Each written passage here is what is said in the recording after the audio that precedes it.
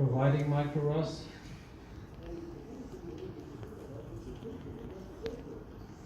All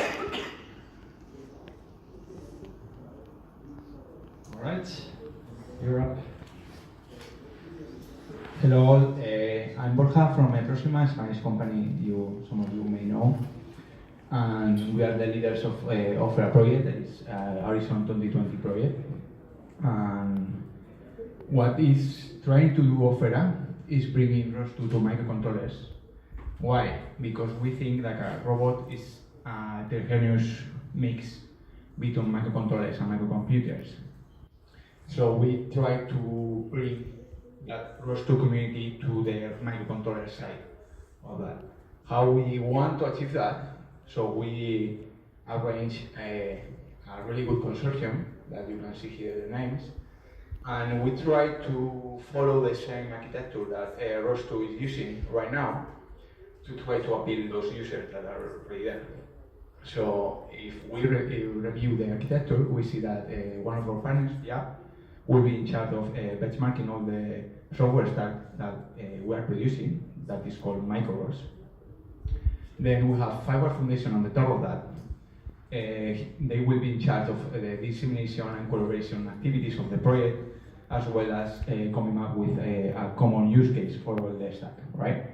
Then if we go back to the bottom, we have Accutronic guys. They will be doing all the stuff, or they are doing all the stuff related with hardware and with the real-time operating system we're using. They are abstracting the hardware, and they're also abstracting the real-time operating system, so we can swap that out. And then in the middle is eProsima, that is doing middleware. So we do micro-XRC DDS, that is currently an implementation of a brand new standard from the OMG, targeting DDS for small devices.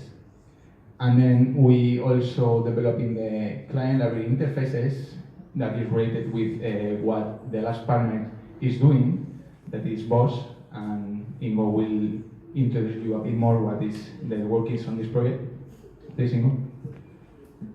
Thanks, Borja. So my name is Ingo Luetkebohle from Bosch Corporate Research, and we're looking at the client library stuff. Mostly we are the ones in the project who are closest to the actual product. There's a couple of things in there: predictable execution, system modes, embedded transforms, where we try to also look at the modularization and integration part a bit better. And why we want to do that? On the next slide. So coming a bit back, we just showed you what the project is made of, but why do we want to do that exactly? I mean, some people might also say we use Linux everywhere. So what we see is that there is this Linux plus ROS combo, or Linux plus some other frameworks. Actually the same argument holds, which is powerful, well accepted, but has some issues with things like power usage, safety, predictability. It's also very complex, security, updating, always an issue, and last but not least, hardware integration. Particularly the hardware integration part is where people often turn to microcontrollers. And if you look at microcontrollers in real-time operating systems, they are low power, they're safety rated, predictable, easy sensor integration, affordable, but they have a completely different ecosystem. So if you're coming from the ROS or some other framework which is Linux-based to microcontrollers, it's a completely different world. And that's what we really want to change. So all these issues here, limited resources and so on, that's not appreciated much, and we also noticed this quite a bit in the project, and we really want to address these issues. I would love to tell you more. The time is limited, so on the next slide we have a very short demo at the Bosch booth in the exhibition area, where we basically have ROS Crystal running on a laptop, talking over UDP and DDS XRCE to a micro-ROS enabled robot. As you can see from the robot, it's really a research prototype, right? But so if you have any more detailed questions on how we address this, what the issues are, please come talk to me or us at the Bosch booth. Thank you.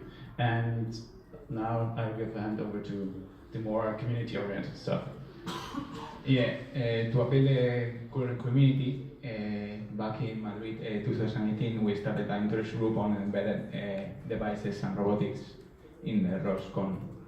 And that comes quite successful.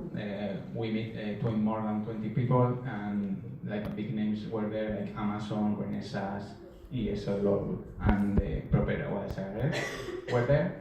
And then we are keeping a regular meeting schedule, so you are welcome if you want to join our discussions. We post the next meetings on ROS Discourse, and then we are open to discussion over there.